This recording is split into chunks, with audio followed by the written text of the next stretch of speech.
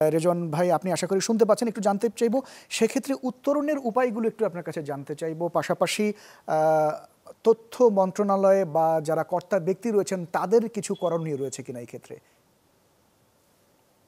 ধন্যবাদ। না, এই গুজব সৃষ্টিকারীদের বিরুদ্ধে ব্যবস্থা নেওয়ার জন্য তো আমাদের সংশ্লিষ্ট কর্তৃপক্ষ আছে। আমাদের বিটিআরসিতে বিটিআরসি, জি। একটা আলাদা উইং, বিটিআরসিতে আলাদা উইং আছে এ ব্যাপারে। আর আমাদের নতুন নতুন আইনও হচ্ছে, আপনি জানেন, সাইবার সিকিউরিটি অ্যাক্ট জি। হয়েছে।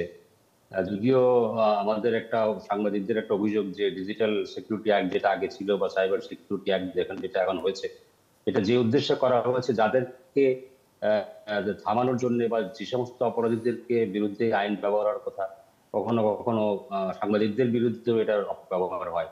যাই হোক, আমি বলছি যে এগুলো দেখাশোনার জন্য সংশ্লিষ্ট কর্তৃপক্ষ আছেন। তারা কতটা করতে পারছেন সেটি ভিন্ন প্রশ্ন। তবে যে কি করণীয়, যেটি আপনি জানতে চাইলেন, একটি জবাব ইতিমধ্যে মামুন দিয়েছেন। সেটি হচ্ছে যে আমাদের সাংবাদিকতাটা করতে হবে। আমরা এখন সাংবাদিকতা করতে গিয়ে কিছু চ্যালেঞ্জের কথা মামুন বলেছেন। জি।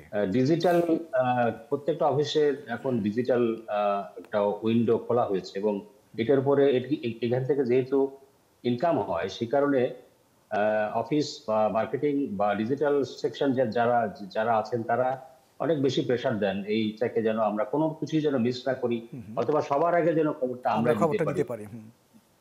হ্যাঁ, এই যে একটা প্রতিযোগিতা। প্রেসার এবং এবং একটা অসুস্থ অসুস্থ প্রতিযোগিতা, এই প্রতিযোগিতার কারণে অনেক কিছুই আমরা উল্টাপাল্টা করে ফেলি এবং ফেসবুকে যা যা দেখি সেটি অনেক সময় না জেনে আমরা আবার এটাকে ক্যারি করি, অথবা অথবা একটা আনকনফার্ম সোর্স থেকে পাওয়া খবর কনফার্ম না করে করে আমরা অন এয়ার করে দিই বা আমরা আপ করি।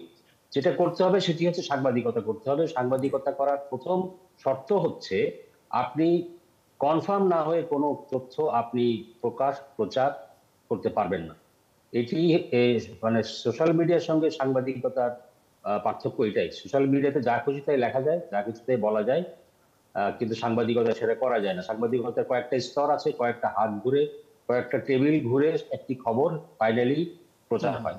তো সেই কারণ আমাদের এই অসুস্থ প্রতিযোগিতায় না মানে না গা না ভাসিয়ে সাংবাদিকতাটা যেটি আগে আগে হতো, এই জি। এই এই এই আনহেলদি কম্পিটিশন শুরুর আগেও তো সাংবাদিকতা হয়েছে।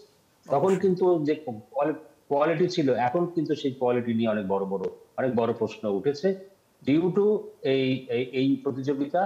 এবং আমরা আসলে এখন এটা স্বীকার করতেই হবে, সাংবাদিকতার মানও অনেকখানি কমে গেছে আগের যে কোনো সময় চাইতে।